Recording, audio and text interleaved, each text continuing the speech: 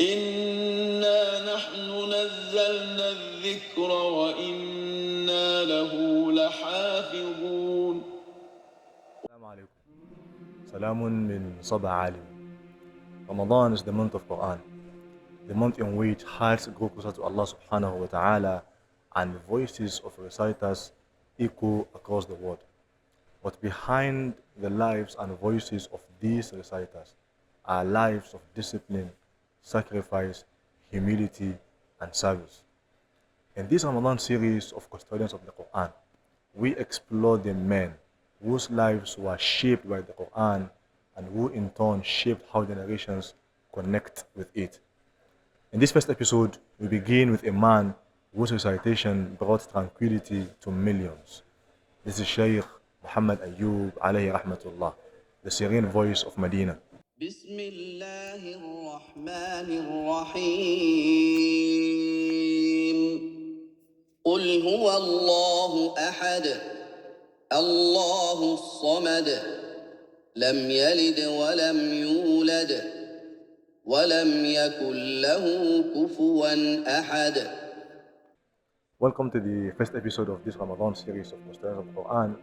Before we begin, we thank Allah subhanahu wa ta'ala for making us to be part of those who witness another Ramadan.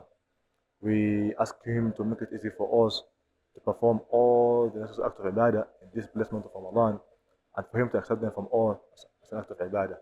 إِنَّهُ وَذَلِكَ الْقَادِرُ عَلَيْهِ. We are going to be concentrating in this Ramadan series on contemporary scholars, voices and names that are well known to all of us, but little to none is known about their life. We, inshallah, try to shed light on their lives and lessons that can be learned from them. Like I made mention, the individual for the first episode is Sheikh Muhammad Ayyub alayhi rahmatullah. Without further ado, we'll go straight into his life. Number one, his full name and background. His full name was Muhammad Ayyub ibn Muhammad Yusuf ibn Sulaiman Umar.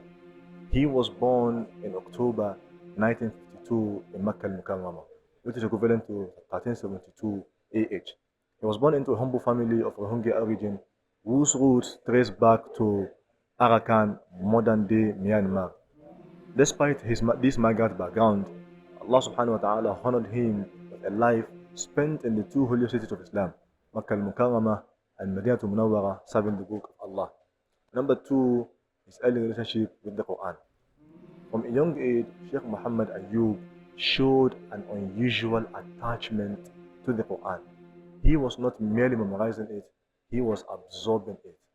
By 1965, at just 13 years old, he had completed memorization of the entire Qur'an, displaying exceptional discipline and focus. His memorization was not rushed or superficial, it was grounded in precision, tajweed, and understanding. Number three, his teachers and early Quranic formation. Sheikh Ayyub memorized the Qur'an under renowned reciters, which include Sheikh Khalil ibn Abdul Rahman al-Qari, a teacher known for strict standards and deep reverence for the Qur'an. May Allah spare our lives. We are going to be doing an episode about this month, but Ramadan after Ramadan, inshallah. Later in Medina, he studied under prominent scholars including Sheikh Abdul Aziz Muhammad Uthman, Sheikh Muhammad al-Amin al-Shanqiti, Sheikh Tantawi, among others. These teachers shaped not only his recitation, but his understanding, humility, and scholarly balance.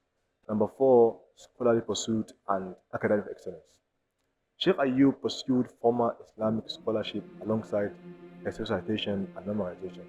He graduated from an Islamic institute in Medina in 1972, obtained a bachelor's degree in Sharia in 1976, a master's degree in Tafsir, and a PhD in Qur'an and Tafsir from the prestigious Islamic University of Medina in 1988. This made him not just a beautiful voice, but a scholar of the Qur'an. Number five, life before fame. Before recognition, Sheikh Ayyub served quietly, teaching Qur'an, leading prayers in smaller masajid, serving as Imam of Masjid al-Quba. He did not seek fame, nor did he promote himself. He simply served the Qur'an consistently, and Allah elevated him for that. Number six, his rise to recognition in Medina and specifically in Ramadan. In the early 1990s, something extraordinary happened. Before Ramadan began, the then Imam of the Prophet's Mosque in Medina, Sheikh Abdul Aziz al-Saleh, summoned Sheikh Ayyub to recite in front of a gathering. Sheikh Ayyub then, like I said, was serving as an Imam of Masjid al-Quba. This gathering where he was asked to recite was not an ordinary gathering. It was a gathering of prominent scholars and influential personalities. And mind you, Sheikh Ayyub did recite Qur'an. Sheikh Ayyub performed extraordinarily. Everyone was so impressed with his recitation that he was appointed at a very short notice to lead Taraweeh prayers and Tahajjud for Ramadan in Medina, specifically in Masjid Nabawi for that year. That particular Ramadan is considered by many to be the beginning of the legend of Sheikh Muhammad Ayyub. For after that Ramadan, his voice became synonymous with Ramadan nights in Medina. Alayhi rahmatullah. Number 7, what made his recitation unique? Sheikh Muhammad Ayyub's recitation was not dramatic. It was calm, clear, deeply reflective, and emotionally controlled. He followed the Hijazi style, emphasizing meaning over melody, khushu' over performance, recitation over ornamentation.